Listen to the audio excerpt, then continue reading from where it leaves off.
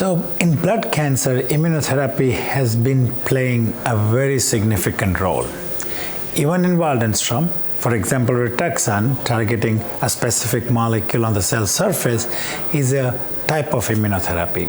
What we are now talking about is the next generation, which includes CAR T cells and bispecific agents targeting CD19, CD20, CD138, and more importantly BCMA are going to be important next generation of immunotherapeutic treatment, either targeted through CAR T cell approach or even a little bit easier for bispecific approach are going to be important. And as we are developing many other good treatment for this disease, these immunotherapeutic approaches are going to be critical in achieving real deep response, MRD negativity, and eventually cure for this disease.